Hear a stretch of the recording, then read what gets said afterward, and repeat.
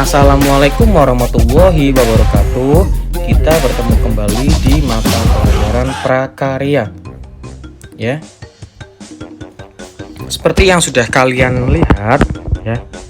Hari ini kita akan melanjutkan materi di semester 1. Pada materi di semester 1, kalian telah mempelajari mengenai bahan limbah lunak. Nah, bisa kalian amati gambar berikut. Nah, ada beberapa gambar, contoh gambar yang ada di tayangan yang bisa kalian lihat. Nah, yang pertama, untuk gambar yang pertama itu adalah merupakan limbah ban ya.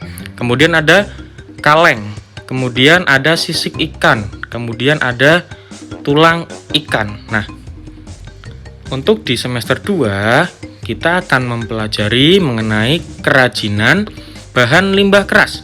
Nah, di sini ada peta materinya, di mana yang pertama, pada bab ini, kalian akan mempelajari prinsip kerajinan bahan limbah keras.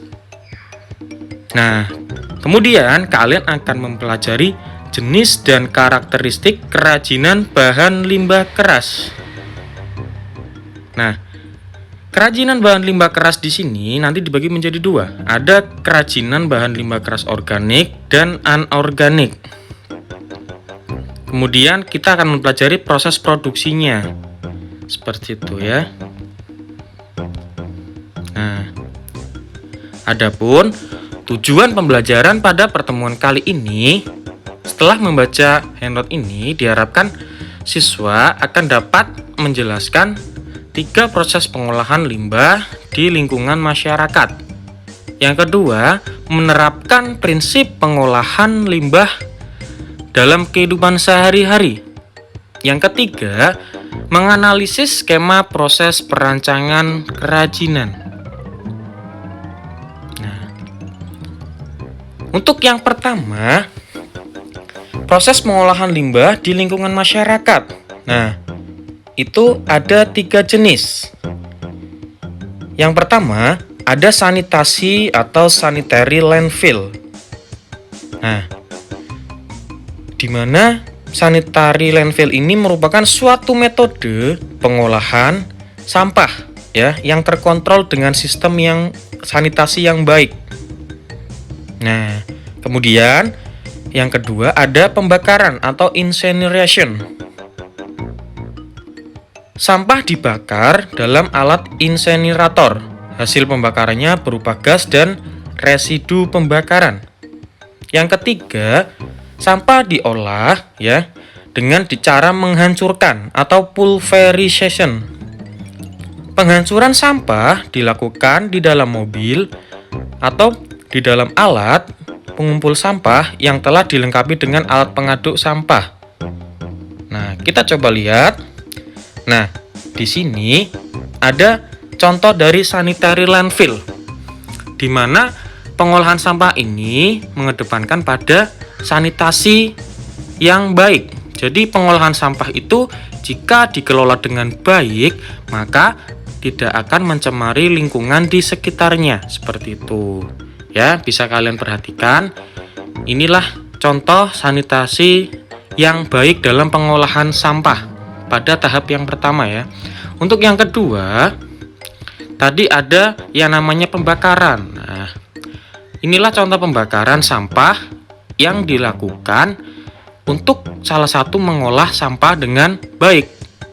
Tentunya dengan menggunakan alat yang ramah lingkungan, tidak mencemari lingkungan. Asap yang dikeluarkan dari pembakaran ini sudah ramah lingkungan. Untuk yang ketiga, ada penghancuran atau pulverization. Nah, penghancuran ini contohnya seperti yang ada di Jepang dengan menggunakan alat ya yang sudah distandarisasi ya untuk menghancurkan sampah-sampah agar nantinya bisa diolah kembali. Seperti itu. Nah, selanjutnya ada prinsip pengolahan ya yang biasa kita sebut 3R. Apa sih itu 3R? Reduce, reuse, recycle. Nah, teman-teman di sini sudah tahu apa itu reduce, reuse, dan recycle? Jika belum mengetahuinya, kita akan mempelajarinya bersama-sama ya. Jadi jangan sampai ketinggalan. Nah, untuk prinsip yang pertama dalam 3R ini, kita ada reduce. Reduce itu berarti mengurangi sampah, berasal dari kata reduce ya, mengurangi. Maksudnya, langkah ini mengajak kita untuk mengurangi penggunaan produk yang nantinya akan menjadi sampah. Nah, kawan-kawan ya, contohnya penerapan langkah ini adalah dengan membawa botol minum atau peralatan makan sendiri ya, seperti sendok, garpu ya, saat kalian berangkat sekolah atau bepergian, sehingga bisa mengurangi sampah botol dan alat makan yang sekali pakai. Nah ya, itulah salah satu contoh penerapan untuk mengurangi sampah dengan prinsip reduce ya. Kemudian prinsip yang kedua ada reuse. Nah, reuse berarti menggunakan kembali. Berarti kembali, use itu menggunakan kembali. Langkah ini mengajak kita untuk menggunakan kembali produk yang sudah dipakai. Betul sekali. Misalnya, kita menggunakan kembali bekas botol kemasan air minum sebagai pot tanaman. Atau kita gunakan bekas kaleng biskuit untuk menyimpan uang koin atau pernak-pernik lainnya. Kita juga bisa mengisi ulang botol bekas sabun mandi dengan membeli kemasan refill, yang tentunya kita tidak akan membuang botol bekas itu yang nantinya bisa mencemari lingkungan. Nah, sampai sini sudah paham kedua prinsip ini? Nah, untuk prinsip yang ketiga ada recycle. Nah, recycle berarti mendaur ulang. Langkah ini bisa disebut sebagai langkah yang memberikan kesempatan kedua untuk berbagai produk bekas agar bisa menjadi produk yang baru. Contohnya adalah mendaur ulang plastik bekas, kemasan makanan atau minuman. Nah, mungkin teman-teman bisa membayangkan ya, dan pernah melakukan yang namanya recycle. Dari ketiga prinsip ini mungkin yang tidak familiar dengan kalian itu yang prinsip recycle. Seperti itu. Jadi ada 3 prinsip ya di sini. 3 prinsip, 3R yang nantinya harus kalian pahami pengertiannya dan contoh penerapannya dalam kehidupan sehari-hari. Seperti itu, teman-teman. Nah, selanjutnya di sini ada skema proses perancangan kerajinan. Nah, kreativitas harus diupayakan tercipta dengan banyak langkah tentunya ya. Nah, di bab ini kita mempelajari mengenai kerajinan limbah keras ya. Sebagai contoh, di bab yang telah kalian pelajari kemarin kita mempelajari mengenai bahan lunak, sama saja ya. Jadi metodenya itu tetap ada. Kemudian ada asosiasi. Asosiasi itu hubungannya. Kemudian estetika. Jadi kerajinan itu harus memperhatikan keindahan. Nah, kemudian ada kebutuhan. Untuk apa sih kerajinan yang kita buat? Nah, terus ada telesis. Ya. Yang hubungannya dengan keberlanjutan dari suatu kerajinan itu sendiri. Kemudian yang paling penting ya, kita membuat kerajinan itu harus mempunyai nilai kegunaan.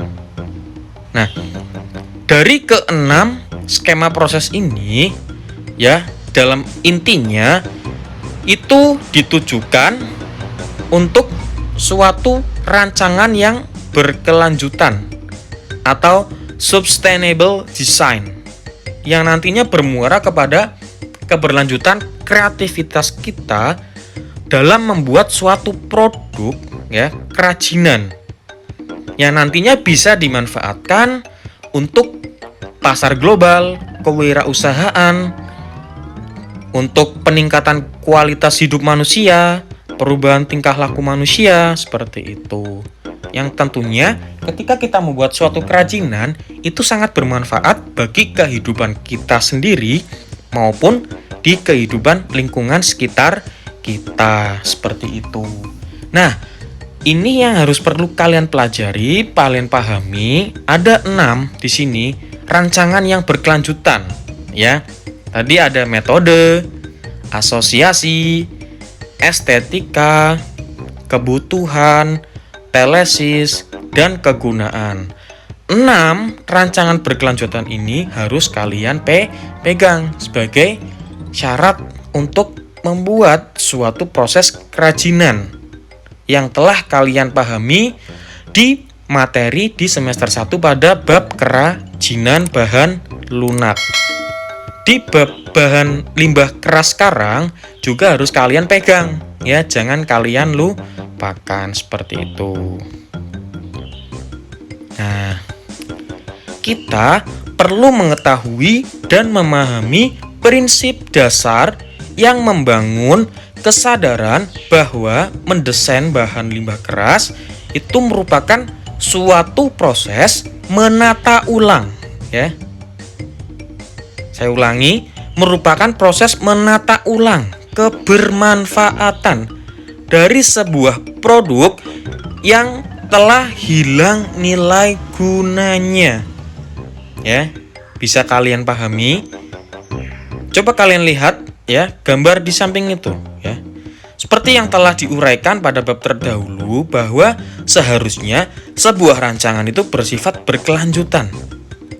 Sustainable design tidak hanya cukup secara ekonomi saja, tetapi harus mengintegrasikan isu-isu lingkungan, sosial, dan budaya ke dalam produk.